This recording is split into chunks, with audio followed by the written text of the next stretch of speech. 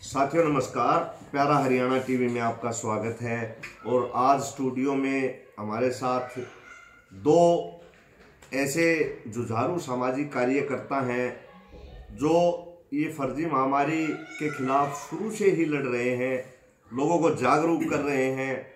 तो उस पे हम कुछ और आज नई जानकारी लेना चाहेंगे। डॉक्टर दीपक राठी हैं। डॉक्टर साहब नमस्कार। दूसरे हमारे साथ डॉक्टर देवेंद्र बलारा जी हैं। भाई साहब आपका नमस्कार। तो डॉक्टर साहब से ही चलो शुरुआत करते हैं हम, डॉक्टर देवेंद्र बलारा से, क्योंकि ये कति एक तरह लगा लोगे जुत्ती काट गया पाछे ला गए इस फर्जी महामारी गए।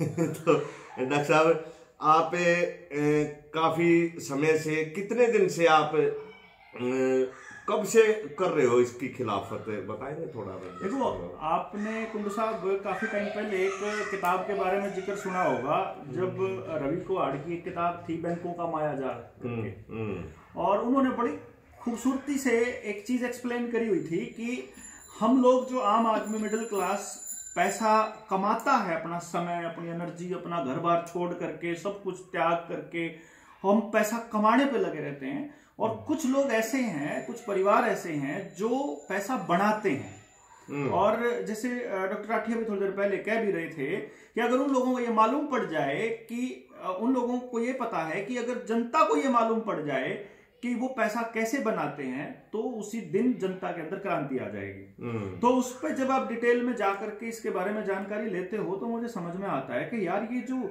शिक्षा है ये भी उसी हिसाब से चल रही है कि आदमी को आदमी से तोड़ना है। हेल्थ है, ये भी प्रोपेगेंडा वही चला रहे हैं, क्योंकि शिक्षा में जिसका पैसे की इन्वेस्टमेंट है किसकी है? वर्ल्ड बैंक ने एसएसए को पैसा दिया। वर्ल्ड बैंक को कौन कंट्रोल कर रहा है? वही रॉथस्चाइल्ड फैमिली, वही बिल गेट्स, वही रॉकफेलर फैमिली। फिर हम देखते हैं कि यार ये तो मतलब यहाँ पे कोई पुरस्कार तक है, यानी कि रमन मैग्सेसे फोर्ड फाउंडेशन वो करती है, स्पॉन्सर करती है। रॉथस्चाइल्ड, ये रॉकफेलर फैमिली ये रमन मैग्सेसे अवार्ड देती है। नोबेल प्राइज तक वो लोग देते हैं। यानी उस आदमी को प्राइज दे करके हाईलाइट करना, इसका मतलब ये अमर्त्य सेन, इसका मतलब तो मनमोहन सिंह वो पपेट था। इसका मतलब उस पूरी की पूरी इकोनॉमिक क्राइसिस के लिए, या इकोनॉमिक कि जिनको हम लोग सुधार कहते थे, आर्थिक सुधार कहते थे, और जो ग्लोबलाइजेशन था, प्राइवेटाइजेशन था, जो वो करने की शुरुआत करी थी। और फिर भाई एजुकेशन में चले जाओ, हेल्थ में चले जाओ, सामाजिक ताना बाना देख लो, नशे का कारोबार देख लो, यार ये सारे वही लोग हैं। और फिर जब इन सारे चीजों के बीच में हम लोग ऐसे ही सोचा करते थे कि 2022 में जब कुछ दोस्तों से, सॉरी 2018-17 में, एक्चुअली 5 साल पहले की बात मैं बताना रहा, 4-5 साल पहले, तो हम कहा करते थे कि 2021-22 में ना महामारी आएगी। या हमें नहीं पता था वो 2020 का प्लान था, क्योंकि महामारी का एक पैटर्न है कि जैसे 2018 में आती है, 1918 में आती है, फिर 1818 में आती है, फिर 1718 में आती है, बीच में फिर 20-30 साल के बाद फिर एक महामारी आती है, फिर उसके वैक्सीन आती हैं, फिर उसके फिर प्रचार ये किया जाता है कि इस वैक्सीन की वजह से इस महामारी को इरेडिकेट कर दिया गया। बाद में होता गया कि उसका नाम बदल दिया जाता है, जैसे अभी वायरसेस के नाम बदल दिए जा रहे हैं। तो इस खेल को समझने के लिए जब अंदर तक गए और फिर शुरुआत में 2017-18 में आपको कैसे पता चला कि 2021 में महामारी आएगी? देखिए, जो ग्रे मैटर जिसने फिल्म बनाई थी ना, उसका डायरेक्टर को मार दिया गया था। और जब जैसे कुछ पुराने लोग, जो लोग समाज को जागृत करते हैं, और जब उनकी गहराई में जाते हैं, तो ना ही तो लाल बहादुर शास्त्री जिन्होंने देश को मतलब समृद्ध बनाने के लिए और अपने को खाद्यान्न के लिए अमेरिका के ऊपर डिपेंडेंट ना रहना पड़े, उसके लिए जो प्रयास किए, तो वो भी चले जाते हैं।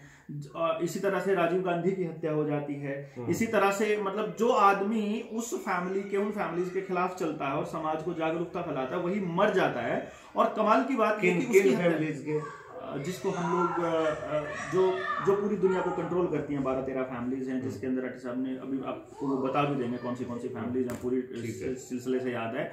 और जिनका मैं अभी 3 नाम आपको ले रहा हूं, आज के टाइम पे उन फैमिलीज का जो चेहरा बना हुआ है वो बिल गेट्स बना हुआ है।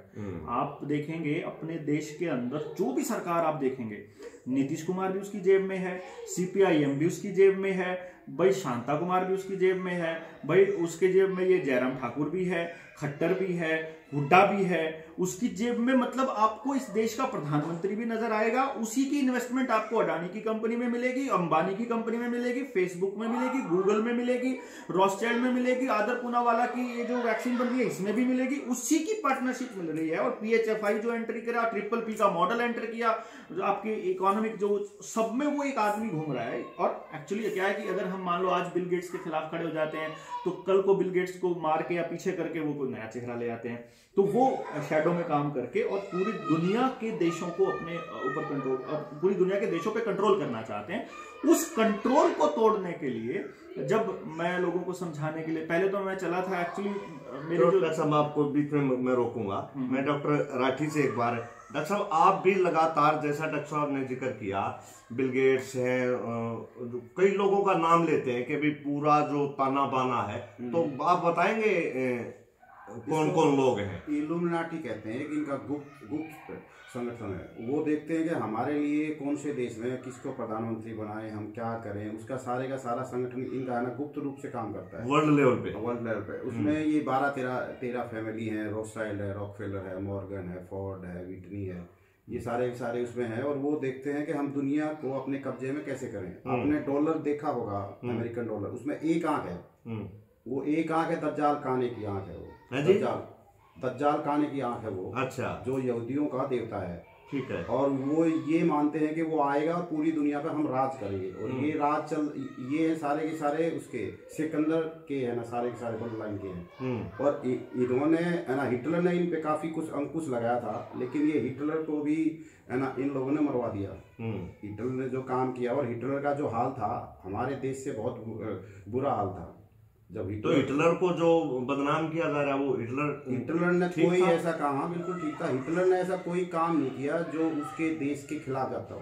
अच्छा। अब आपको मैं एक उदाहरण दूं, अगर मोदी अडानी या अंबानी से पैसा मांगने जाए और अडानी अंबानी ये कह दे कि मेरा देश थोड़ी है, वो जब सत्ता में आया, जब वहाँ तोल के भाव में है ना एक वो आता था ब्रेड का पैकेट, उनका जो करेंसी है फ्रैंक का, तो हिटलर सत्ता में आने से पहले एक इन्हीं का बंदा था वैसे वो, लेकिन उसने देख लिया था कि मैं यहाँ रह के अपने देश के लिए काम करूँगा। जब उसने देख लिया, उनको एक CID लगाई थी जो पार्टी ये बात करती थी कि देश को अपना पैसा खुद बनाना चाहिए, ब्याज आधारित पैसा ना बनाए वो। तो उन्होंने जब वो सत्ता में आया तो उसने सारे अर्थशास्त्रियों की मीटिंग बुलाई कि भाई हम ऐसे ऐसे करते हैं। बोला जी ऐसा तो देश है ना गर्त में चला जाएगा। बोला अब कौन सा देश है ना अच्छे उसमें, तो उसने लेबर ट्रेजरी बॉन्ड जारी किए, और लेबर ट्रेजरी बॉन्ड जारी करके उसने दुनिया है ना जनता के बीच में बांट दिया। 2 साल में ही दुनिया का वर्ल्ड पावर हो गया। आज तक कोई दुनिया का शास्त्री ये नहीं बता पाया कि 2 साल में हिटलर दुनिया का सबसे शक्तिशाली आदमी कैसे बन गया। और जिस अमर्त्य सेन को नोबेल पुरस्कार मिला, उसकी तीसरी बीवी रॉकफेलर के परिवार से है। अच्छा, इसलिए उसको अवार्ड मिले। और जितने अवार्ड दिए जाते हैं ये उन्हीं लोगों को दिए जाते हैं जो उनके टाउट हों।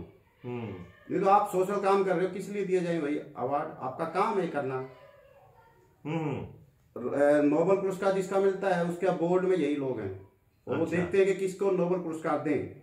जिस बंदे को ये जो झूठी महामारी का जो टेस्टिंग किट बनाई है, उस टेस्टिंग किट वाले जिसने खोजी थी उसको भी नोबेल पुरस्कार मिला हुआ है। लेकिन ये उसको जब तक नहीं निकाल पाए जब तक वो जिंदा था, क्योंकि वो अपनी किताब अपने उसमें लिख के गया था कि ये सिर्फ रिसर्च पर्पज के लिए, डायग्नोस्टिक पर्पज के लिए नहीं है, उसमें यूज मत करो। और उसके मरने के बाद ये लोग ये ना झूठी महामारी लेके आए। और ये सारी की सारी जो महामारियां आ रही हैं ना, ग्लोबल वार्मिंग हो रही है, जलवायु परिवर्तन हो रहा है, ये सारी उनकी एक सेटिंग है। अब आप ये बताओ ना, देश में अगर अभी जो मामला किया लोगों को देखो बनाना, जींद का AQI लेवल देश में सबसे ज्यादा था। जींद में तो सांस लेने में दिक्कत नहीं आई। आप कोई तय नियम करो ना कि 1 एकड़ में आप कितने लोग रहेंगे। अब दिल्ली में लोग 1 एकड़ में लोग रहने चाहिए 100 या 150 या 200, और वहां रह रहे 2000, तो ऑक्सीजन लेवल मेरा कम होगा, सांस लेने में दिक्कत मुझे आएगी। वहां आपको पानी भी चाहिए, वहां आपको है ना सूर्य भी चाहिए, वहां आपको वायु भी चाहिए, तो वहां पे तो सांस लेने में आएगी, कुछ भी कर लो। सुप्रीम कोर्ट को ये बेवकूफ बनाते हैं, क्योंकि सुप्रीम कोर्ट हर चीज में अगर घुसेगा तो सुप्रीम कोर्ट न्याय कैसे करेगा? और सुप्रीम कोर्ट में न्याय होता भी नहीं, वो तो सिर्फ एक काम है उनको ना लोगों को सजा देना, न्याय तो वहां होता ही नहीं ना। अब आप उसकी स्टडी करके बताओ ना कि पर्यावरण पे आप क्यों खामखा दुनिया को बेवकूफ बना रहे हो भाई। अभी क्योंकि चलो एक बार कोरोना पे ही मैं डॉक्टर साहब से दोबारा इनसे बात करता हूँ कि इन्होंने 17-18 में ही जैसे कह रहे थे भाई हमें पता चल गया था, तो कौन सी ज्योतिष से इनको पता चला या कैसे, किस आधार पे मैं वो सवाल बीच में रह गया। पैटर्न होता है कुंडू साहब के आप कितने टाइम के बाद आप क्या कर रहे हैं। क्योंकि डॉक्टर साहब हमारे जो देश के लोग हैं वो बहुत ज्यादा बोले हैं, हाँ पढ़े लिखे एडवांस नहीं, इसलिए उसको सरल भाषा में आपको बताना मैं सारी बातें इसीलिए सरल भाषा में बोल रहा हूँ, मैं किसी टेक्निकल लैंग्वेज का सहारा नहीं ले रहा। आप देखो जिस आदमी जिसको एक मशीन लर्निंग बोलते हैं, मशीन लर्निंग क्या करती है, एक पैटर्न को स्टडी करती है कि आप क्या करते हो। अगर मेरा आप महीने का ट्रैवल देखोगे, और जैसे अब गूगल क्या करता है, महीने में आपकी हिस्ट्री बता देता है कि आप इतने दिन में इतने किलोमीटर चले, इतने दिन आप इस सिटी में रहे, इतने दिन आपने ये इतने सिटीज विजिट किए, इतना खाना बाहर खाया, इतना घरों में खाया, वो आपके एक एक मूवमेंट को वो ऑब्जर्व करता है। तो वो मशीन लर्निंग देखती है कि इस देश के लोगों का लाइफस्टाइल क्या है, कितने घंटे मोबाइल पे रहते हैं, कितने घंटे वो ट्रैवलिंग पे रहते हैं, कितना काम करते हैं, वो पढ़ते हैं तो ऑनलाइन भी पढ़ते हैं। आप देखिए जो स्कूल बंद करके और बच्चों को ऑनलाइन लेकर के आने के पीछे एक चीज थी, लोगों को घरों में बिठा के मोबाइल पे लगाने के पीछे एक चीज थी कि वो लोगों की मेंटालिटी को लर्न कर रहे थे कि लोग किस तरह की चीजों को पसंद करते हैं। अच्छा। आपके सामने वही मटेरियल आता रहेगा। आप देखिए जब आप एजुकेशन की बात करेंगे तो आपकी जो वीडियोस हैं, जो आप लोगों को जागरूक करने वाली वीडियोस नीचे जाएंगी। जब आप हिंसा वाली बात करेंगे, गालियां गलौच वाली करेंगे, अश्लील करेंगे, तो आपकी वीडियोस मिलियंस में मिलेंगी जो भी उसके ऊपर है। तो वो सामाजिक बिहेवियर को स्टडी कर रहे हैं। फिर मैं जब इस स्टडी को कर रहा था तो ये पैटर्न होता है आदमी का, जैसे मैंने आपको ट्रैवलिंग का बताया कि आदमी का पैटर्न है कि वो ऐसे ट्रैवल करता है, इतने इसका ट्रैवलिंग का पैटर्न ही। आप अपना देख लीजिए, सुबह आप उतने ही बजे उठ के उसी दौर, अगर आप खाली है तो वहीं जाकर के वहीं चक्कर करके आ जाएंगे। ऐसे ही जब 21 दिन का लॉकडाउन लगा था तो लगते ही मैंने 22 मार्च को ये लगा, जब 2020 में मैंने 21 दिन डिक्लेयर करते ही मैंने अपने उस पर लिखा फेसबुक पे कि ये आपको प्रोग्राम करने का प्रोपेगेंडा है। आप इस वायरस के एडवर्टाइजमेंट के सबसे निचली लाइन को नहीं समझ रहे। बाकी तो पढ़ रहा था, ग्लास पे इतनी देर, लकड़ी पे इतनी देर, कागज पे इतनी देर, लेकिन सबसे नीचे जो स्टार एंड वो जो स्टार लगा के टर्म्स एंड कंडीशंस की तरह लिखा होता है, वहां लिखा था इस वायरस की अभी, इस बीमारी की अभी वैक्सीन नहीं आई है। तो मैं वहां उस वक्त मैंने उसको लिखा इसकी वैक्सीन आएगी, फिर आपकी बॉडी में चिप लगेगी, फिर आपका ह्यूमन बिहेवियर कंट्रोल होगा, फिर आपको कंप्यूटराइज किया जाएगा और आपको ट्रांस ह्यूमन बना जाएगा, जो एलन मस्क ने आज से 10 साल पहले प्लान किया था और 5 साल पहले न्यूरालिंक खरीदी थी और RFID का एक्सपेरिमेंट कर चुका है वो। यानी आपको ट्रैक करने के लिए सारा का सारा प्रोपेगेंडा रचा जाएगा। और क्योंकि सबसे बड़ा धंधा होता है वो होता है डर का धंधा।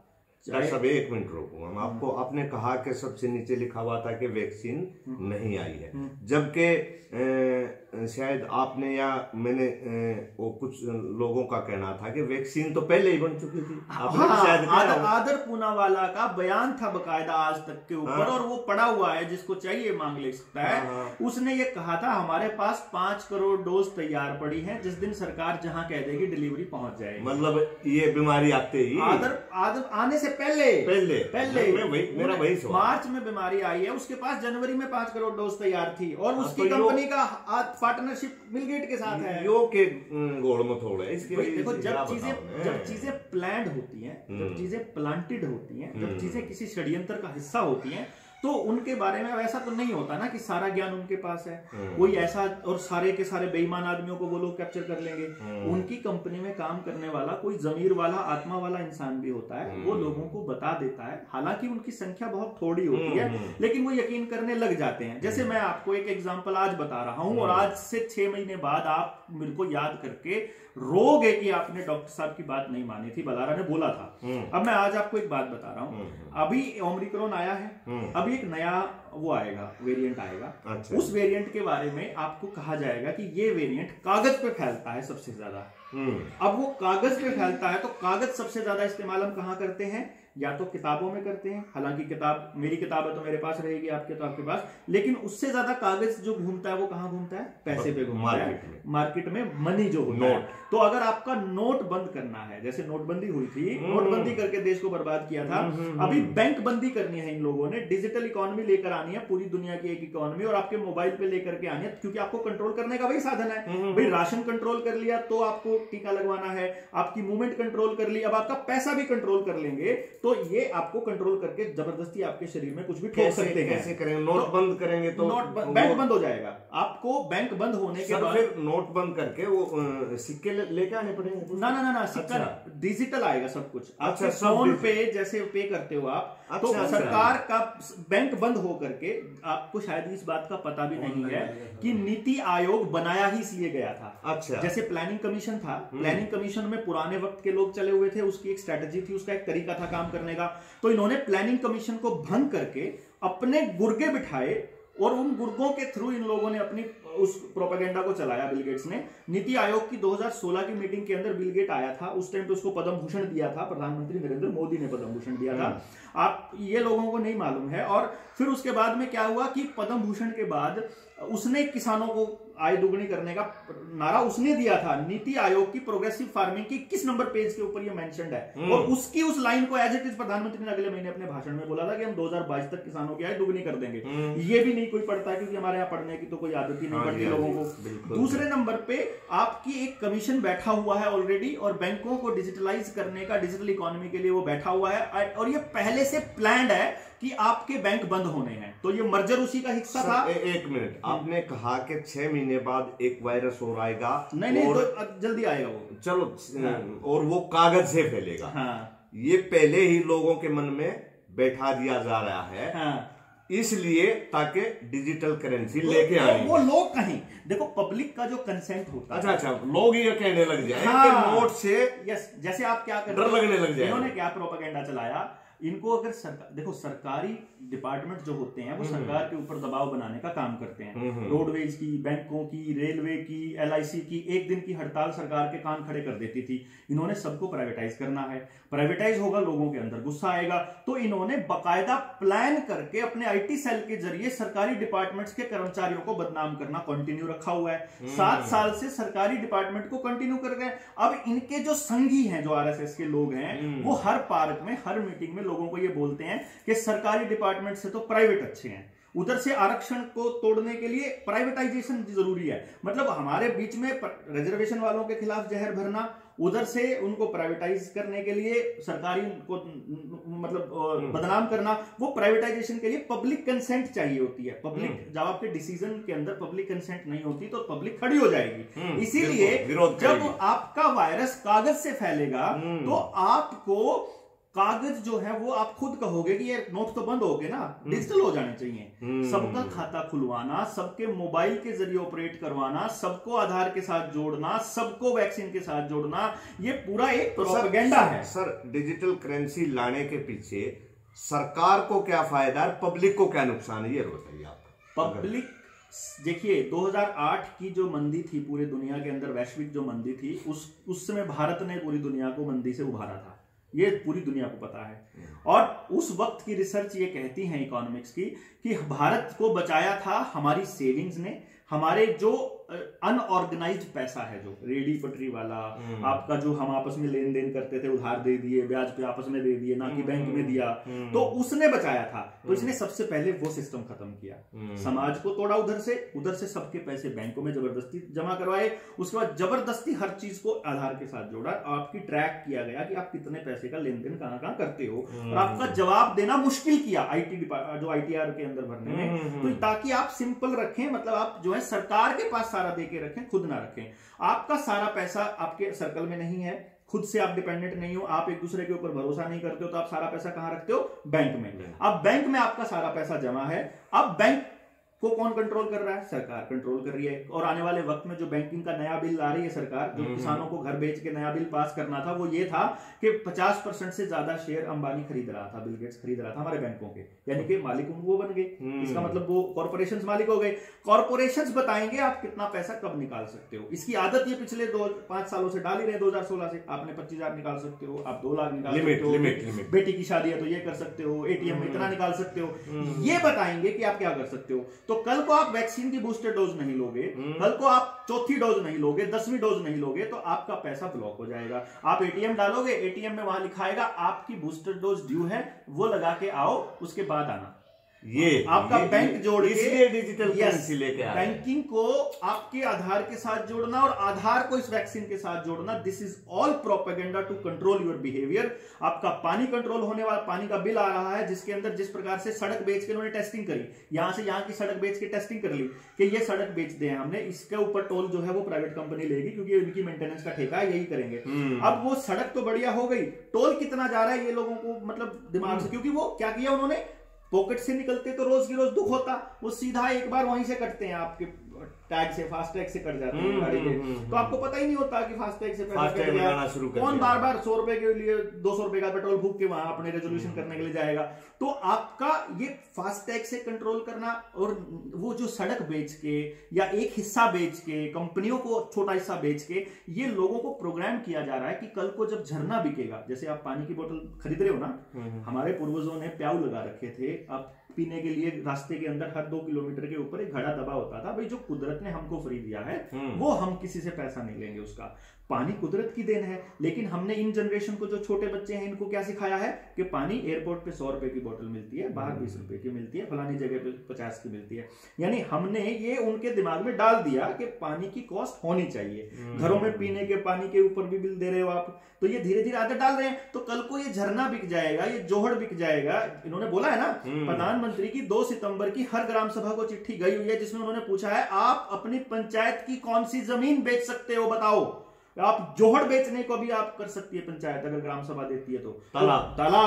तालाब बेच देगी, नदी बेच देगी, झरना बेच देगी, आपका पानी की स्ट्रीम बिक जाएंगे। फिर आप कहां से पानी पिएंगे? आप पानी पीने जाएंगे, आपसे वैक्सीन का सर्टिफिकेट मांगा जाएगा। बैंक में पैसे लेने जाएंगे, वैक्सीन का सर्टिफिकेट मांगा जाएगा। सड़क पर गाड़ी निकालेंगे, आपकी गाड़ियों को जीपीएस के साथ कनेक्ट करेंगे। ये नितिन गडकरी का 3 साल पहले का बयान है, जिसमें नितिन गडकरी ने कहा था हाईवे पे चढ़ते ही पैसे कटेंगे, पर किलोमीटर आपसे पैसा काटा जाएगा। डीजल की गाड़ी का 10 रुपए किलोमीटर, पेट्रोल की गाड़ी का 5 रुपए किलोमीटर, सीएनजी का 3 रुपए किलोमीटर और इलेक्ट्रिक कार का फ्री।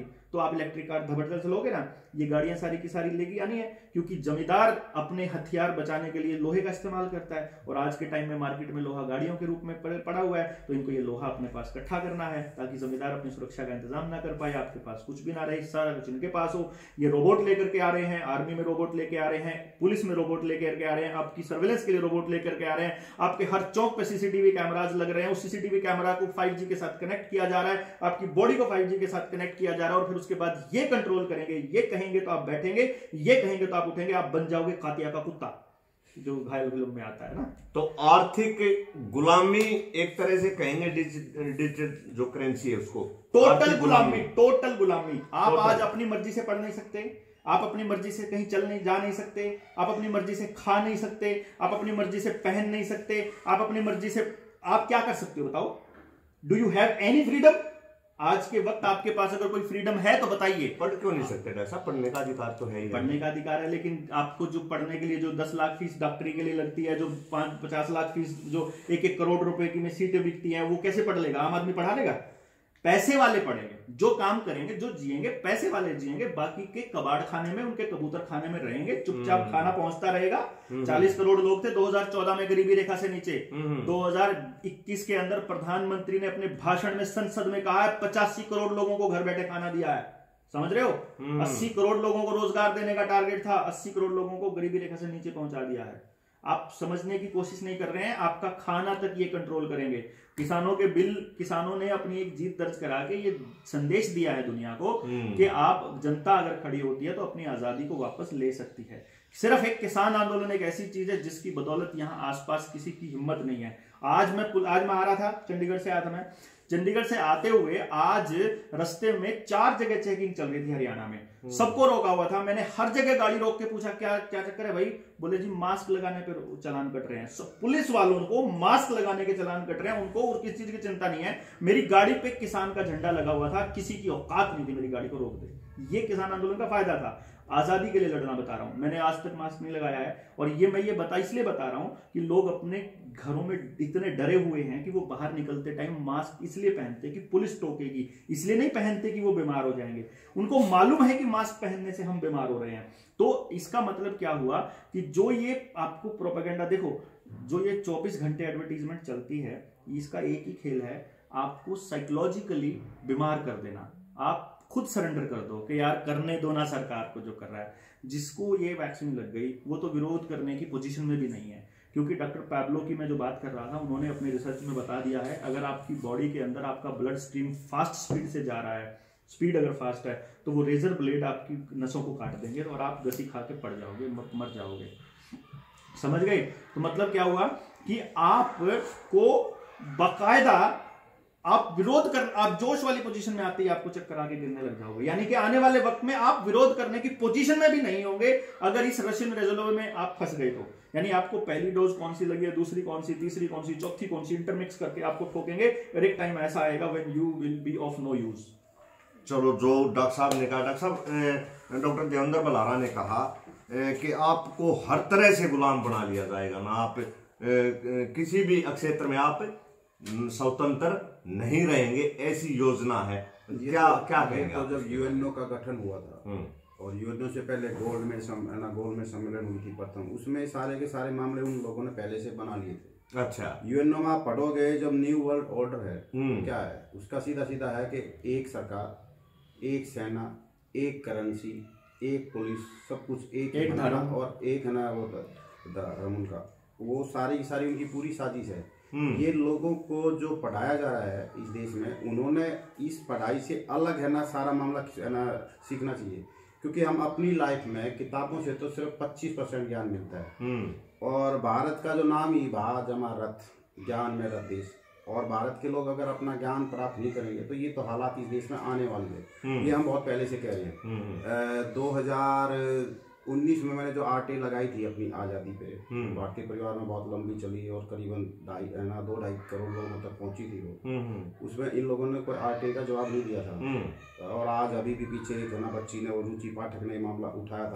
क्या आरटीए लगाई थी कि भारत किस कब आज़ाद हुआ, किससे आज़ाद हुआ, भारत पे है ना अंग्रेज़ों का शासन है ना कब आया, किससे अलग हुआ, क्या आज भी महारानी पे भारत का कोई आधिपत्य है नहीं है, इसकी कोई है ना जवाब नहीं दिया था। और इसी आरटीआई को पढ़ के जो रुचि पाठक, जो बीजेपी वालों ने बैठा रखी थी, उसने भी ये बात कही थी और उस पर ज़्यादा वो है ना बहुत ज़्यादा ट्रोल हुई कि बीजेपी अब ये बोल रही है। आज भी हम गुलाम हैं और गुलामी के तरीके अलग अलग हैं। आपकी आज़ादी, राजनीतिक आज़ादी होनी चाहिए, सामाजिक आज़ादी होनी चाहिए, धार्मिक होनी चाहिए। ये अब जो मास्क लगाया जा रहा है, ये सारा गुलामी की तो बात है। जो मुंह पे मास्क लगाते थे, यूरोप में जो मुंह पे मास्क लगाया था, इसका मतलब वो किसी न किसी का गुलाम है। यूरोप का आप इतिहास उठाओगे, अंग्रेजों के भारत आने से पहले वहाँ जो मास्क लगा के घूमते थे वो मतलब किसी न किसी बंदे का गुलाम है। उस पर है ना लिखा होता था कि ये फला बंदे का है मास्क पे। हाँ, वहाँ पे मास्क लगाने का मतलब था किसी का गुलाम, और वहाँ पे गुलामों की खरीद फरोख्त होती थी। और वहाँ पे शिक्षा का अधिकार भी चंद लोगों का था। वहाँ पे शिक्षा, वहाँ पे मास्क पे तो काफी चर्चा पहले भी आप लोग कर चुके हो। बैंकिंग व्यवस्था के ऊपर आप हमेशा बोलते रहे पीछे भी कि अगर किसानों को आंदोलन जीतना है तो बैंकों का विरोध करे, जैसा कि डॉक्टर साहब ने भी बताया कि बैंकिंग व्यवस्था का इन्होंने भी जिक्र किया, तो थोड़ा सा इसके बारे में और आप। बिल्कुल बोलता रहा हूँ। जब से पूरी दुनिया में बैंकिंग व्यवस्था आई है, जब से पूरी दुनिया में दुनिया का भट्ठा बैठ रहा है, भ्रष्टाचार है, भूखमरी है, बेरोजगारी है, बैंकिंग व्यवस्था आने के बाद ये मामला हुआ है। पहले कैसे था? पहले तो हम वस्तु के बदले है ना, वस्तु रहती थी, हर चीज की कीमत थी। अब आपके पास आटा है, अगर आपके पास पानी और अग्नि नहीं होगी तो रोटी कैसे बनेगी? लोग कह रहे हैं रोटी, कपड़ा और मकान। अगर आपके पास रोटी बनेगी कैसे? उसको बैंकिंग व्यवस्था को क्या मानते हो? नहीं होनी चाहिए ना। बैंक कौन होते हैं? हमें क्या इस देश का प्रधानमंत्री किसी मैनेजर को फोन करे और वो मना कर दे तो प्रधानमंत्री क्या बिगाड़ लेगा? इस देश में राजा कौन है? दुनिया में राजा कौन होगा? राजा की मोहर चलनी चाहिए ना, बैंक की क्यों मोहर चल रही है? भाई राजा की मोहर चले ना। हम जो पुराने टाइम में जब राजा, कौन सी व्यवस्था, अर्थव्यवस्था कैसे चले? हमारी अर्थव्यवस्था होनी चाहिए समाज है ना प्रधान, समाज अपना पैसा खुद बनाए। अभी देश में जितनी पैदावार होती है, कितना गेहूं होता है, ज्वार होता है, क्या उसके एवज में आरबीआई नोट छापता है? और जबकि जिस संविधान की बात ये बड़ी बड़ी करते हैं, संविधान में आरबीआई का कोई जिक्र नहीं है। संविधान आरबीआई 1935 में बना था, संविधान 1950 में बना है। 1950 में उस बंदे ने आरबीआई का जिक्र नहीं किया जिस बंदे की पीएचडी ही रुपए पे थी। बाबा साहब अम्बेडकर की पीएचडी रुपए पे थी, और बाबा साहब अम्बेडकर ने हैमिल्टन यंग कमीशन के ऊपर ज्ञापन दिया था, अगर आपने बैंक ना नोट से क्रय शक्ति निकाल ली, उसकी निकाल ली तो देश का बर्बाद हो जाएगा। हैमिल्टन यंग कमीशन आज भी रखी हुई है, अगर पूना में इनका आर्काइव है वहां जाके देखोगे तो आज भी रखा हुआ है। लेकिन वो बात इन्होंने अम्बेडकर की वो बात निकाल दी, और अम्बेडकर को दलित नेता बना के छोड़ दिया। क्योंकि वो अगर बात निकालते तो सुबह होने से पहले क्रांति हो जाएगी। आज के दिन जो ये जो रुपया है ना, इस रुपए ने बाप बेटे के, माँ भाई के, सबके संबंध खराब कर दिए। रुपए के चक्कर में सारी दुनिया बस इस रुपए के चक्कर में घूम रही है, जबकि कुछ नहीं है, फेक है। आज आप 1000 का नोट चला दो ना, आज पुराने नोट है किसी के पास, चला दो ना, लेगा कोई नहीं। और ये जिस नोटबंदी की बात कर रहा था, अरे आपने 500 के बाद सीधा 2000 का नोट चला दिया। नोट तो 100 से ज्यादा नहीं होना चाहिए। नहीं, आप एक दिन पहले भी कुछ जिक्र करते थे भाई, जैसे नोट तो सिर्फ कागज का टुकड़ा है, इसको आप फाड़ दो, कागज का टुकड़ा, हाँ, कोई भी कीमत नहीं है। अब आप ये बताओ, ये फोन पड़े हैं, ये अगर टूट फूट भी जाएगा तो भी ये कुछ पैसे का जाएगा। अगर 2000 के कई सारे नोट हैं, वो गल जाएं, फट जाएं, क्या बैंक वाले देंगे हमें उसके बदले में कुछ पैसा मिलेगा? फिर तो ऐसी व्यवस्था क्यों चला रखी है? हम लोग हर क्या व्यवस्था चले? जैसे पहले हम गेहूं के बदले सब्जी लेते थे, सब्जी के बदले आप सब्जी में टमाटर ही डालोगे, क्या सब्जी में टेस्ट आएगा? घी नहीं डालोगे सब्जी में टेस्ट आएगा? सारी चीज चाहिए ना आपको, हर चीज की कीमत है ना, हर चीज की उतनी ही कीमत है। और जब आपके पास काम करने के लिए हाथ है, हाथ ही तो पूरा धन है। इसका मैं दे सकता हूँ कि कैसे व्यवस्था चली जा सकती है। मैं आज से 5 साल पहले जब मैं गाँव के इस मिशन पे निकला, तो मैंने भी इस नोटबंदी के खिलाफ जिक्र किया था कि आप जो ये पैसे पे जो सेंटर्ड हो गया समाज, ये बहुत खतरनाक दिशा की तरफ लेके जा रहा है। जैसे ये पैसे के ऊपर टोटली डिपेंडेंट हो जाएगा तो आप टोटली गुलाम हो जाएंगे, और आपको गुलाम करना बहुत आसान हो जाएगा। तो मुझे उस गाँव वालों ने बोला कि आप कैसे कर चाहते हैं कि कैसे हो? तो मैंने उनको बोला, देखो मैं उनके गांव में गया था एजुकेशन की इम्प्रूवमेंट के लिए। तो मेरे पास वो टेक्नोलॉजी है कि हम 3 साल की उम्र के बालक का ये बता सकते हैं कि इस बच्चे के पास ये टैलेंट है। तो मान लो भाई, मैंने उन गांव वालों को बताया भी आपके गांव वालों के पास में आपके गांव में 1000 बच्चा है, अब ये मान लें 1000 का टैलेंट पता लग गया। इसको ट्रैवलिंग में मजा आएगा, इसको खेती में मजा आएगा, इसको डंगरों के साथ मजा आएगा, इसको घोड़े पालने में मजा आएगा, इसको कुत्ते पालने में आएगा, इसको बिल्ली पालने में, इसको चिड़िया चूहा पालने में।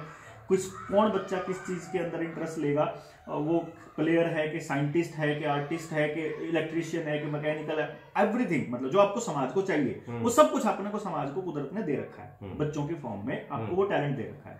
अब हम क्या करते हैं, हम 5 गाँव का एक क्लस्टर बना लेते हैं, और 5 गाँव में हर चीज की जरूरत के हिसाब से और वहां की अवेलेबल रॉ मटेरियल के हिसाब से, भाई जैसे आप रेवाड़ी के अंदर जाएंगे, वहां कपास होती है, बाजरा होता है, मेज और वो मक्की होती है, और इस तरह की जो कम पानी वाली चीजें हैं। अपने यहाँ पे गेहूं और ये होता है। डॉक्टर साहब, ये जो आप बात कर रहे हैं, ये रोजगार 100% गारंटी के रोजगार के लिए, हाँ, जो गांव के अंदर में मिशन चला रखा है कि ऐसा एजुकेशन सिस्टम जो 100% हम एक अलग से बात ना, मैं इस बैंकिंग वाली बात बता रहा था, मैं इस बैंकिंग के साथ वो कनेक्टेड है एक्चुअली, उस पर हम बात कर लेंगे। लेकिन मैं इस पे बात कर रहा था कि जब उस गाँव में हमने करा कि हम एक काम करते हैं कि आपका एक गांव है जो हाईवे के नजदीक है, एक गांव इंटीरियर में है। इंटीरियर वाले के पास पानी की अच्छी उपलब्धता हो सकती है, और जो रोड पे है उसके पास ट्रैवलिंग की हो सकती है कि आप सामान लेके जाना लाना सक सकता है। इसी तरह से हर गांव की अपनी खासियत है, वहां की एक चीज की समृद्धि है वहां कि यहाँ ये चीज अबंडेंस में मिलती है खूब अच्छे से। इस गाँव की ये खासियत है, कहीं का पानी बढ़िया है, कहीं की मिट्टी बढ़िया है, कहीं इस टाइप से। तो हम क्या करते हैं, जो हमारी रोजमर्रा की जरूरतें हैं, जिसमें कागज हो गया, झाड़ू हो गया, जूते, चप्पल, पेन, कपड़ा, एनीथिंग जो अपनी रोजमर्रा की जरूरत है, हम अपने यहीं पे बना सकते हैं बिना एनवायरनमेंट को पोल्यूट किए। हमने बना लिया, अब हमारे पास जो बच्चे के पास टैलेंट था वो उसके लिए काम करने के लिए जगह मिल गई, वहीं पर रोजगार मिल गया। अब हम क्या करेंगे, उस बच्चे को काम करने का मौका देंगे कि तुम्हें अगर यहाँ इस फैक्ट्री में काम करना है तो तुम्हारे को पैसा नहीं मिलेगा, इसके बदले में तुम्हें मिलेगा यहाँ एक नोट, जिसको हम लिख के वो जो गांव डिसाइड करे, ये 5 गांव का अपना नोट है कि इसने 4 घंटे काम किया है। अब आप जो इन 5 गांव का एक कॉमन स्टोर है जहां उसकी बनी हुई चीजें वहां रखी हुई हैं, अब वहां जाओगे, आपने 4 घंटे काम किया हुआ है तो वहां लिखा हुआ है कि इतनी कापियां 2 घंटे के काम में मिलेंगी, इतने जूते इतने घंटे के काम में मिलेंगे। आपने जो भी काम किया, आपने झाड़ू की फैक्ट्री में काम किया और चाहे आपने बालक पढ़ाए हो, आपके काम की कीमत, आपके टाइम की कीमत है, ना कि आपके काम की। काम कुछ भी करो, इज्जत बराबर, नेचर ऑफ वर्क जो है, नेचर ऑफ वर्क कुछ भी हो आपको इज्जत बराबर मिलेगी। सफाई के काम की भी उतनी पैसे, झाड़ू वाला हो हाँ, और चाहे कोई मैकेनिक हो। उससे क्या होगा, समाज में ये नहीं होगा कि यू पैसे वाला, यो कम पैसे वाला, यो काम बढ़िया, यो काम न। जैसे बालक आजकल हमारा बच्चा सफाई के काम में इंटरेस्ट नहीं लेगा और वो बाबू बन के बैठने की कोशिश करता है, तो बाबू बन के बैठेगा तो भी उतना ही पैसा लगेगा, झाड़ू का काम करेगा तो भी उतना ही पैसा, मतलब नोट आपके घंटे की कीमत है। फिर उसके दिमाग में आ जाएगी कि यार कुछ भी कर लो, 4 घंटे काम करने में भाई तने को जूते जब मिलेंगे, जब 4 घंटे आप जूते लेके आने, जूतों की कीमत है 10 घंटे, जूतों की कीमत 10 घंटे है, तो आप 10 घंटे कहीं भी काम कर लो। 2 घंटे यूं काम करा, काम में मजा नहीं आया, 2 घंटे की स्लिप ले आया, अगली फैक्ट्री में गया 2 घंटे वहां कराया, में मजा नहीं आया। किसी काम में मजा आ गया, उसमें 6 घंटे काम करके मजा लेके अपना आनंद भी आया और अपने जूते भी ले आया। तो मतलब इट इज लाइक कि आपको किसी पैसे की किसी जरूरत नहीं, आपको समाज के ऊपर डिपेंडेंट हो जाओगे, आपका दूध भी वहीं कंज्यूम हो जाएगा, आपकी पढ़ाई भी आपके समाज की जरूरत के हिसाब से बनेगी, आपका उद्योग भी आपकी जरूरत के हिसाब से बनेगा। जिस चीज की जरूरत नहीं उसने क्यों काम खिला देंगे, फिर हम जिस चीज की जरूरत है वो हमारे को वहां से पूरी हो ही रही है, और हमारा हेल्थ सिस्टम वहीं से बनेगा। अगर आप ध्यान से और गौर से फरमाएंगे तो क्राइम भी कम हो जाएगा, खत्म, नशा भी खत्म, क्राइम भी खत्म। आपका समाज का एक्चुअली, समाज के अंदर देखो क्राइम क्यों कर रहा है कोई बच्चा, मान लो नशा क्यों कर रहा है, उस आनंद के लिए, वो आनंद आपको काम में मिल रहा है। क्राइम क्यों कर रहा है, पैसे के लिए, पैसा ही खत्म हो गया तो क्राइम खत्म हो गया। आपकी रेपुटेशन किसी बात पे है ही नहीं। आज आपको अगर इनोवा वाले को, स्कॉर्पियो वाले को या बड़ी गाड़ी वाले को इज्जत, मर्सिडीज को ज्यादा इज्जत मिल रही है और ऑल्टो वाले को कम मिल रही है, तो उसको ऑल्टो लेने, उसको मर्सिडीज लेने के लिए जल्दी पैसा कमाना तो क्राइम करेगा। पर आप ऑल्टो में इज्जत बराबर हो रही है भाई, आपको कोई भी काम करे आपको इज्जत बराबर हो रही, क्यों भागेगा वो उस चीज की तरफ जो उसको गलत रास्ते लेके जाएगी, जो समाज से काटेगी। जब चीजें समाज में आपस में दूसरे के ऊपर डिपेंडेंट होगी तो आप समाज से कट नहीं सकते ना भाई। अनाज के लिए पहले आप गांव में देखिए, लुहार, कुम्हार, सुनार, जो बिल्कुल सारे कनेक्टेड होते ऐसे ही कहते हैं। हाँ, वो बिल्कुल कि हमारा जो क्राइम होता ही नहीं था। क्योंकि आपको फिर समाज में आना है, जिस गांव, जिस घर को बहिष्कार कर दिया जाता है उसके लिए पैसे का लेन देन था ही नहीं। अनाज से बिल्कुल, लोहार जो है उसका फ्री में किसान तो सरकारों में ट्रिपल पी घुसा के, सरकारों के अंदर पब्लिक प्राइवेट पार्टनरशिप घुसा करके लोगों को पैसे के साथ ज्यादा कनेक्ट किया और समाज से तोड़ा। ये पूरा प्रोपेगेंडा प्लान था। इस पे मैं एक और बात कहूँगा कि हमारे यहाँ रिजर्वेशन नाम की कोई चीज नहीं थी। हमारे यहाँ 100% रिजर्वेशन थी। लोहार का काम लोहार ही करेगा, उसमें और कोई दखलंदाजी नहीं देता था। चरमकार का काम चरमकार ही करेगा, उसमें कोई दखलंदाजी नहीं करता था। अगर उसको काम छोड़ना है तो वहाँ कम से कम वो 10 साल मेहनत करेगा, तब वो दूसरा काम ले सकता है। और हमारे गाँव में क्या पूरे देश में हमारे यहाँ शिक्षा, न्याय और हेल्थ, मतलब डॉक्टर ये ना फ्री मिलती थी और बहुत जल्द मिलता था। हमारा कोई इस बात की दिक्कत नहीं थी। लेकिन अंग्रेजों के आने के बाद सारी व्यवस्था इस देश की बदली है। क्योंकि गांव को हमने देवता माना है, ग्राम देवता। क्योंकि हमारे गांव भी है, अपन देहात कहते थे। देहात जो शरीर में रहे, शरीर में डालने वाला देहात। अपनी इस एरिया में देहात कहते थे, साउथ में वुल भी कहते हैं, पंजाब में पिंड बोलते हैं। जब हम अपनी शरीर को साफ सुथरा रखते हैं तो गांव को भी रखेंगे ना, गांव को भी है ना। और जब हमारे को भोजन की व्यवस्था मिलेगी तो अगर हम गांव के वाले में रहेंगे तो हमें भोजन की दिक्कत नहीं रहेगी। गांव में जहाँ हमें भोजन पूरा मिले और हमारा मान सम्मान पूरा रहे, यही हमारी गांव की व्यवस्था थी। क्योंकि हमारे यहाँ ना चींटी के लिए कणवर और हाथी के लिए मनवत की थी ना व्यवस्था। जिसका जितना बड़ा शरीर उसका उतना बड़ा भोजन उसके लिए, ये हमारी व्यवस्था थी। आज से नहीं, हजारों सालों से थी। क्योंकि गांव में 4 चीज होनी चाहिए ना, एक तो ज्ञान विज्ञान, एक आध्यात्म, एक कला और एक सामाजिक अर्थव्यवस्था। जिस गांव में ये 4 चीजें नहीं है उस गांव को हम है ना आदर्श गांव नहीं बोल सकते ना। आज हमारे गांव को खत्म करके, आज आप 47 से लेकर आज तक अगर आप इतिहास देखोगे तो हमारे कितने गांव शहरों में तब्दील हो गए हैं, और ये पूरी साजिश है। आप जैसा कह रहे हैं, डॉक्टर देवेंद्र बलारा ने जैसा कहा, ये तो एक तरह से यंग जनरेशन या दूसरे लोग ये कहेंगे कि अच्छे बुद्धिजीवी हैं तो देश को पीछे ले जाने की बात कर रहे हैं। 1000 साल पहले कौन से पियाना पीछे ले जाने की बात है? जैसा डॉक्टर साहब ने कहा, आप भी कह रहे हो, आप जो कुछ किया जा रहा है सुख के लिए किया जा रहा है ना। सुख का मूल क्या है? नहीं, दुनिया तो आगे बढ़ने की, पूरी दुनिया जहाँ आगे बढ़े, 1000 साल पहले की व्यवस्था में 1000 साल की पहले की, जब भी सूर्य तो वही था ना। सूर्य बदला क्या? चंद्रमा वही है ना, पृथ्वी वही है ना। कि क्या ये चेंज हुई ना? फिर आप पिछला और आगे की क्या बात है? तो व्यवस्था भी वही आ जाए। हाँ वही आए, क्या दिक्कत है उससे? आप मुझे वो बेहतर रहेगी। जिस विकास की बात कर रहे हो, जिस विकास की बात कर रहे हो, जिस पढ़ाई की बात कर रहे हो, पानी किसने खराब किया? पहले उसको खराब किया, अब उसको शुद्ध करने के नाम पे लोन लिया। पहले खराब करने का मतलब डॉक्टर बलारा की बात से आप पूर्णतः सहमत हैं कि जो मानसिक शांति है या जो पैसा है, मानसिक शांति के लिए, हाँ बिल्कुल, मानसिक शांति आपका मूल सुख है ना। सुख का मूल क्या है? धर्म। धर्म का मूल क्या है? अर्थ का ना मूल क्या है? राज्य। ये तो हमारी पूरी है ना मनु समर्थी मेरा सारी बातें है ना। ये जिस मनुवाद के खिलाफ दुनिया में प्रचार हो रहा है, उस मनु समर्थी की बातों को हटा के ये लोग अपना संविधान लिया है ना। आज तो देश में संविधान है, आज भी क्यों हो रहे हैं रेप? आज भी क्यों दलितों के साथ हो रहे हैं अन्याय? आज तो मनुस्मृति नहीं है, क्यों हो रहे हैं? आज तो बल्कि 150 सालों से मनुस्मृति का शासन ही नहीं देश में, क्यों फिर हो रहे हैं? लोगों को न्याय नहीं मिलता। आज भी जो 47 में जिसने केस फाइल किया था, उस टाइम पे मनुस्मृति अच्छा था, 2 मिनट में न्याय मिलता था आपको। आप इसके देखियो, ये किसी भी जो चाहे मनुस्मृति हो, चाहे संविधान हो या कोई और मतलब बुक ऑफ लॉ हो, वहां पे आपको समाज जब तक इसके अंदर पार्टिसिपेट नहीं करता, ये यही होता रहेगा। आप मनुस्मृति को भी आप मिस इंटरप्रेट कर सकते हो और संविधान को भी कर सकते हो और अपने फायदे के लिए इस्तेमाल किया जा सकता है। संविधान में मैं एक बात उसमें संविधान में जनता कहाँ है?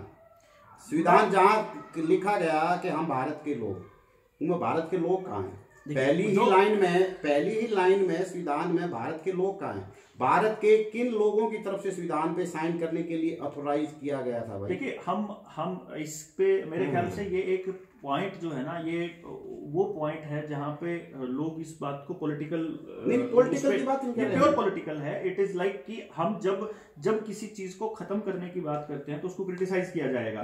जब मनुस्मृति को खत्म करने की बात कहेंगे तो मनुस्मृति को क्रिटिसाइज करेंगे। जब संविधान को खत्म करने का तो वो चलेगा। संविधान हमारा है नहीं। जब हम भारत के लोग बोलते हैं तो उसका ये मतलब होता है, असल में होना क्या चाहिए था कि जो गांव का आखिरी तबका है, जिसको सबसे गरीब, सबसे अनपढ़, सबसे कम जानने वाला आदमी है, उसको भी ये बताया जाए कि तुम्हारा इक्वल पार्टिसिपेशन चाहिए, सामाजिक न्याय के लिए भी, समाज की व्यवस्था को तैयार करने के लिए भी, राजनीतिक व्यवस्था को तैयार करने के लिए भी, और देश के अंदर चल रही हर घटना के लिए आपका पार्टिसिपेशन चाहिए।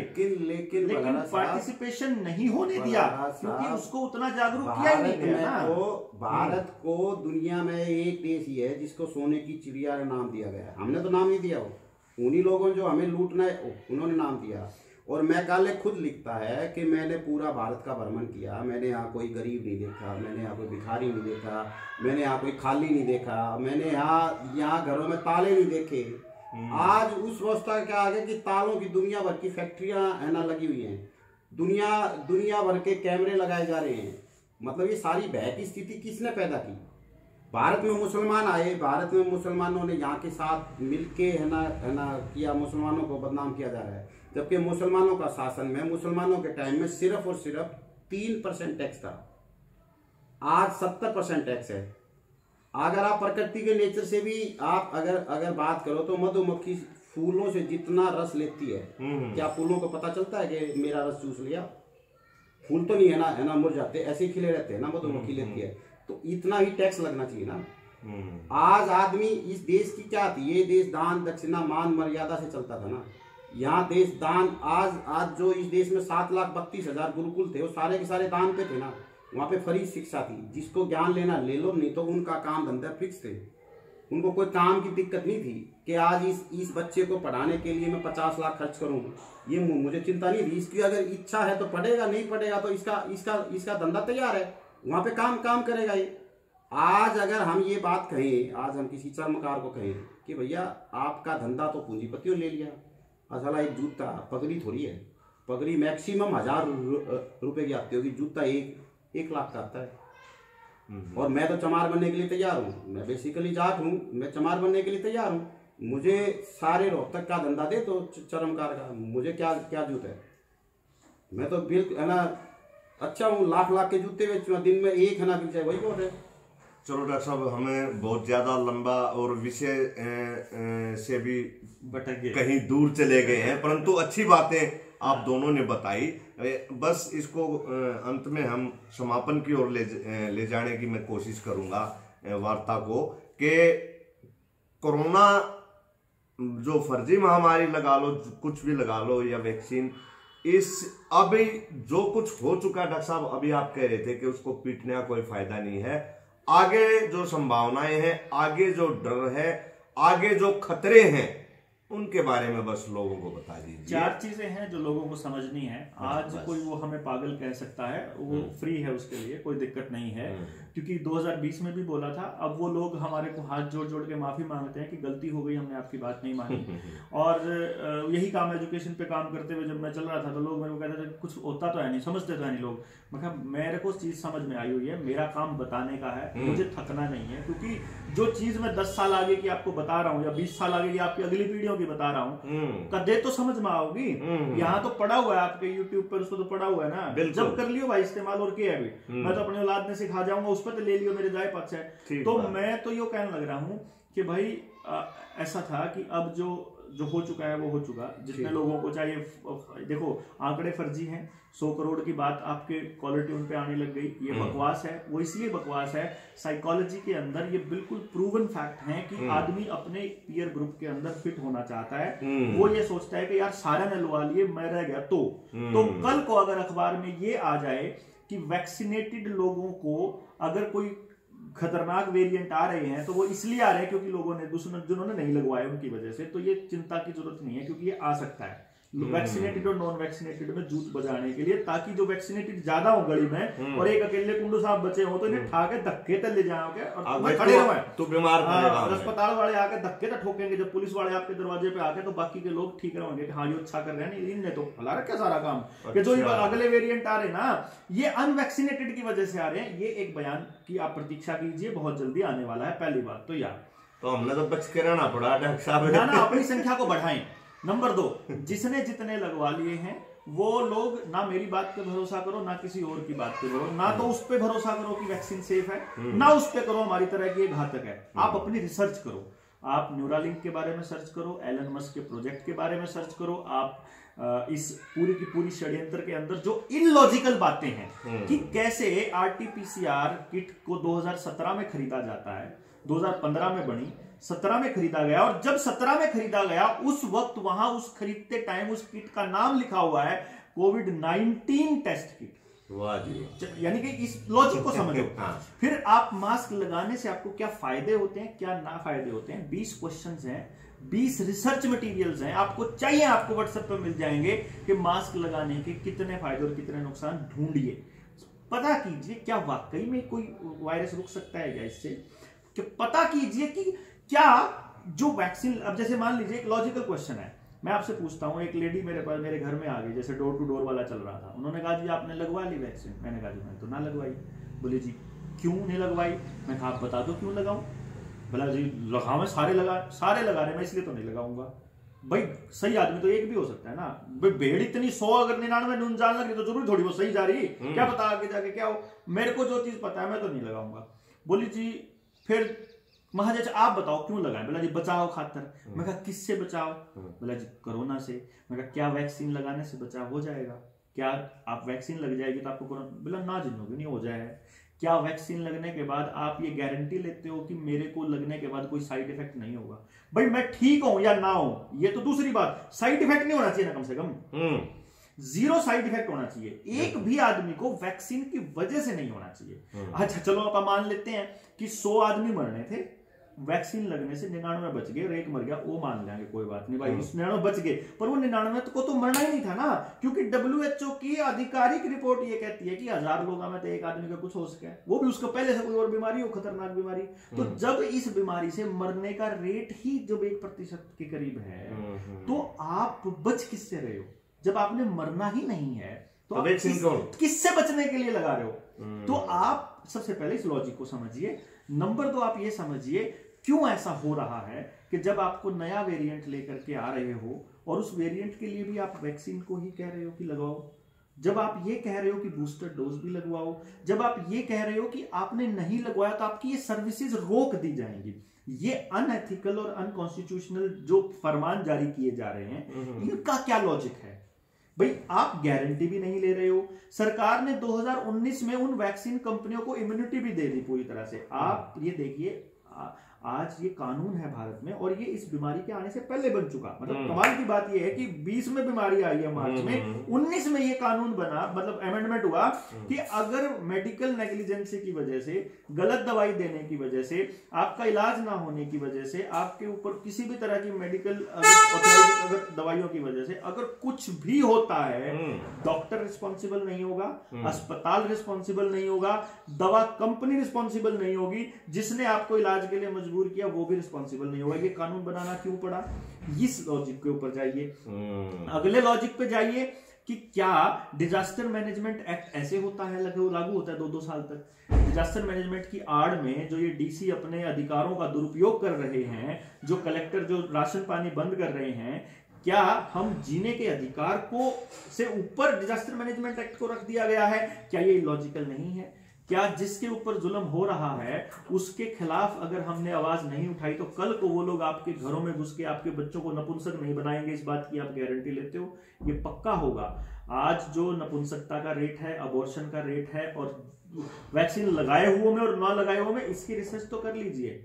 इजराइल के अंदर 100% वैक्सीनेटेड है, अस्पतालों में मरने वालों में 85% वैक्सीनेटेड है। तो जब आप ये मान के चल रहे हो कि फैटेलिटी रेट ज्यादा है, बचने का चांस कम है, उसके बाद बीमारी ऑलरेडी कितनी घातक है इसका आपको मालूम है, इसका मरने का रेट 1% के आसपास, 35% वाली बीमारी अभी भी देश के अंदर पड़ी हुई है, उनके ऊपर कोई कार्रवाई नहीं होती है। कैंसर से अगर मर रहे हैं और उसकी वजह तंबाकू है तो उसके ऊपर तो कोई कार्रवाई नहीं होती है। आप कारों को ऊपर टैक्स लगा करके तो रोक रहे हो, लेकिन 10 कारों का काम, 20 कारों का काम एक आपकी सीएनजी बस कर सकती है, आप बस नहीं लेकर के आ रहे हो रोडवेज के अंदर। This is the propaganda. आपको समझना पड़ेगा कि समाज को यह समझना पड़ेगा कि सरकारें तब तक आपके लिए काम नहीं करेंगी जब तक समाज खुद से नहीं समझेगा। तो आपको अनइन्फॉर्म्ड रखा जाता है, टेलीविजन और मीडिया के माध्यम से आपका दिमाग ब्लॉक किया जाता है, तो आपको टेलीविजन का पूर्ण बहिष्कार करना पड़ेगा। अगर आप टेलीविजन देख रहे हो थोड़ा बहुत और जो अब तक देखते आए हो, तो टेलीविजन पे जिस कंपनी का इश्तिहार आ रहा है वो कंपनी, ये समझो वही लोग इस बीमारी के रिस्पॉन्सिबल आदमी हैं। बस इतना समझ लो कि उन्हीं लोगों के इश्तिहार हैं, उन्हीं का सामान खरीदते हो, उन्हीं के पैसे से बीमारी खरीदते हो, मतलब अपने पैसे से बीमारी खरीदते हो, फिर अपने पैसे से उसका इलाज भी देते हो, अपने ही पैसे सब कुछ अपना देते हो। आप अपना दिमाग, अपनी आजादी, अपना पैसा, अपना परिवार, अपना समाज, आपने सब कुछ उनके चरणों में अर्पित कर दिया है। तो आपको ये समझना पड़ेगा कि मीडिया का बहिष्कार, जो उसमें आपकी खबरें नहीं आती, उस जगह का बहिष्कार जहां आपको गुलाम रखा जाता है। अपनी जो अभी थोड़ी देर पहले राठी साहब कह रहे थे, भारत को सोने की चिड़िया कहा जाता था, सब कुछ था हमारे यहाँ, मतलब ऐसी कोई चीज थी नहीं। और उसका सबसे बड़ा कारण यह था कि लोग प्रकृति के साथ जुड़े हुए थे, लोग कुदरत के साथ जुड़े थे। तो कुदरत का सम्मान अगर हम नहीं करेंगे, कुदरती नियमों से अगर दूर भागेंगे, अगर वो चीजें जो मैन मेड हैं उनको ज्यादा अहमियत देने लग जाएंगे, तो उसको हम तरक्की नहीं कहते। आप कहते हो तो आप उसकी तरफ दौड़िए, हम तो कम से कम नहीं कहते। हम मानते हैं कि जो आपको मन को शांति नहीं देती वो चीज आपकी जिंदगी के लिए घातक है। तो आपको शांति जो चीज दे रही है वो पैसा नहीं है, क्योंकि मैंने बहुत से पैसे वालों को मरते देखा। वो नौकरी नहीं है, क्योंकि बहुत आईएएस सुसाइड करते हैं। वो नौकरी और पैसा कम से कम और बिल्डिंग नहीं है। अगर ऐसा होता तो जीने का और खुश रहने का अधिकार केवल पैसे वालों के और नौकरी वालों के हाथ में होता। तो इससे बचने के लिए आपको सामाजिक लेवल पे जागृति, चेतना इतनी विकसित करनी होगी। आपको इन लोगों को समझना होगा कि ये आपको जाल में फंसा के कैसे आप अपना षड्यंत्र अपना पूरा कर रहे हैं और अपना उल्लू सीधा कर रहे हैं, और आपको अंदर ही अंदर खोखला कर रहे हैं। आपकी विरोध करने की क्षमता खत्म हो रही है। अगली चीज जो मैं आपको बता रहा होने वाला क्या था, उस पर चल रहा था ना पॉइंट कि अनवैक्सीनेटेड और वैक्सीनेटेड का हो गया।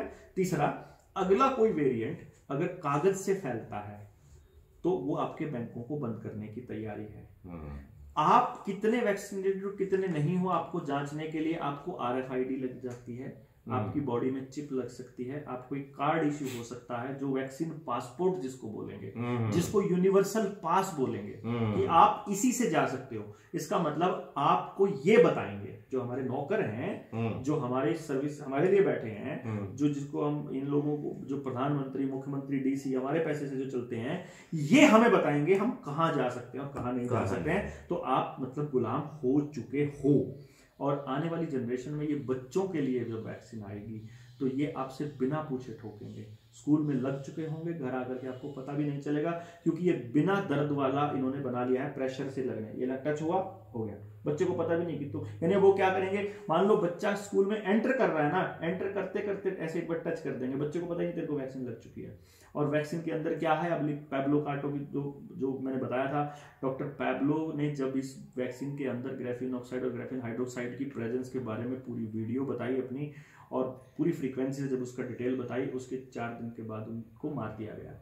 डॉक्टर पैब्लो वाली वीडियो भी पड़ी हुई है, उसकी वो डिटेलिंग पड़ी हुई है, जिसकी नसों में चला जाएगा। अब क्यों कुछ लोग मर रहे हैं, क्यों कम लोग मर रहे हैं, क्यों नस, अगर आपकी मतलब अगर मसल्स में ही रही सुई तब अलग असर है, अगर आपकी नस में चला गया, वो आपकी ब्लड में चला गया, ब्लड स्ट्रीम में, तो अलग है। तो इसलिए सुइयां छोटी बड़ी आ रही हैं, किसी को छोटी बड़ी से लगा रहे हैं, किसी को बड़ी सुई से लगा रहे हैं। तो अब किसी को वेन में जाना है, किसी को मसल में जाना है। इट्स ए प्लान्ड स्ट्रैटेजी, आप नहीं समझ पा रहे हैं। इतनी सारी वीडियोस अवेलेबल हैं जो नेताओं ने फर्जी ऐसे दूर से करके फोटो खिंचा के वापस ले ली गई और उनका एंट्री कर दी गई। आपके घरों में, आपके आसपास वैक्सीनेशन का आंकड़ा बढ़ाने के लिए आपकी जो आपने वीडियो आपके चैनल पे लगी हुई है, दूसरे वाले पे 24 वाले पे शायद, वहां पे वो बता रही है, वो आंगनबाड़ी वाली, उनको टारगेट मिलते हैं, उनको पैसे मिलते हैं। कमाल की बात यह है कि तुम इतने करोगे तो तुमको इतने पैसे मिलेंगे। जैसे अस्पतालों में लोगों को मारने के मिले थे डॉक्टरों को, उस पिछली दूसरी लहर जिसका नाम लिया था, बिल्कुल मिले थे, पर करोड़ों रुपए कमा गए। हाँ, डॉक्टर्स आप जो आसपास आपके इनके जितने हॉस्पिटल में जहाँ जो सेंटर बने थे,